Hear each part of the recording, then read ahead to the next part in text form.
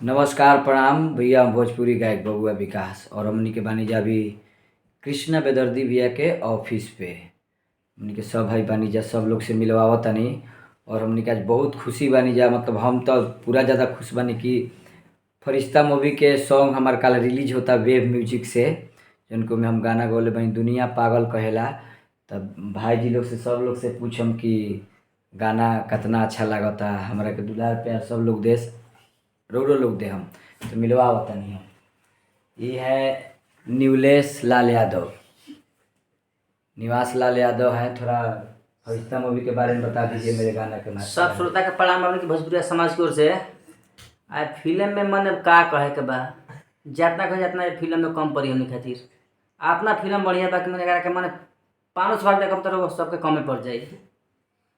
आ वो फिल्म को सब जाई देखी या भैया के आशीर्वाद दी। अकाल भैया के गावल गाना हमने के हुए म्यूजिक पर आवता लोग पागल कहे ना। हाँ फरिश्ते के हाँ माई बाबू सब प्यार बाटे। आपका देख के हर चीज हमके सीखे के मिली, हमके टीम से सीखे के मिले आज तक ले। हाँ हमें एक से एक बढ़िया चीज बाटे, एक से एक तो बहुत बहुत धन्यवाद टिप्पणी करने के लिए। और आज अब आइए मिलवाते हैं अपने भाई इरशाद बेदर्दी जी से। इरशाद बेदर्दी जी थोड़ा फरिश्ता मूवी के बारे में कुछ बोलेंगे। फरिश्ता मूवी तो बहुत ज़बरदस्त मूवी है। फिर हम लोग दोबारा जाएंगे देखने, परसों जाने का प्लान है अभी। और भैया का उसमें गाना है कि दुनिया पागल कहेला, बहुत ज़बरदस्त गाना है, यहीं से हुआ है सब कुछ। बहुत मज़ा आ रहा है गाना सुनने में। हम लोग तो रिपीट पे रिपीट सुन रहे हैं, अब कैसे बताएं आप लोगों को। हम 6 बेर देख लेनी फिल्म। हमनी के दूसर का बार जाम सभी देखे। अब परसों जाएके बा, परसों नु हाँ प्लान बा, बहुत भयंकर प्लान बा हमनी के कि परसों जाके एकदम गर्दा मचाम सब फिर से हॉल में।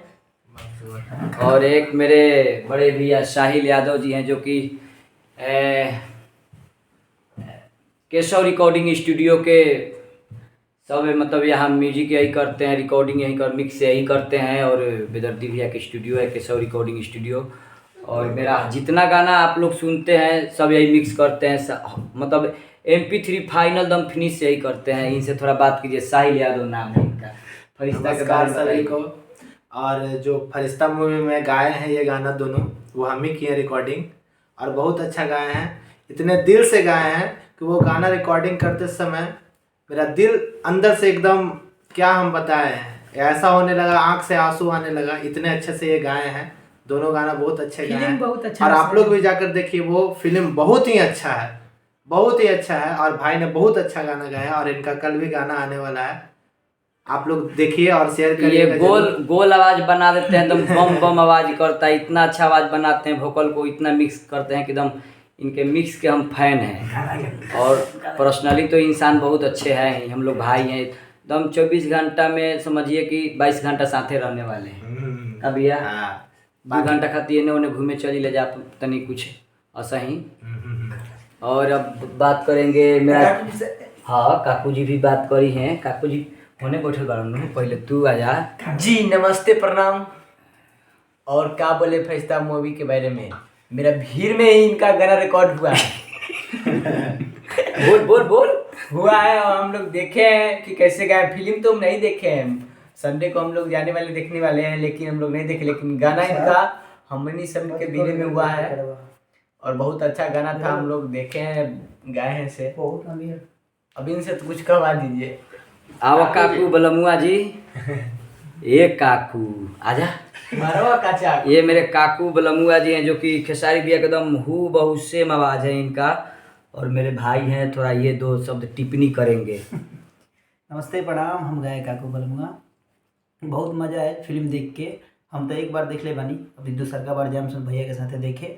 और भैया के 2 गाना बा, बहुत प्यारा गाना बा, बहुत मज़ा आवेला वो गाना सुन के। आ भैया दिल से गईले बड़े, फीलिंग से। हरदम माही बाप के सेवा में लगल रहेला, एक दुनिया एक दुनिया पागल कहेला, हो एक दुनिया पागल कहेला। ये गाना बा, एगो और गाना बा बहुत बढ़िया, रोटी वाला। दिन चाहे रात के छतिया से साट के, रोटी खियावे माई अपन पेट काट के।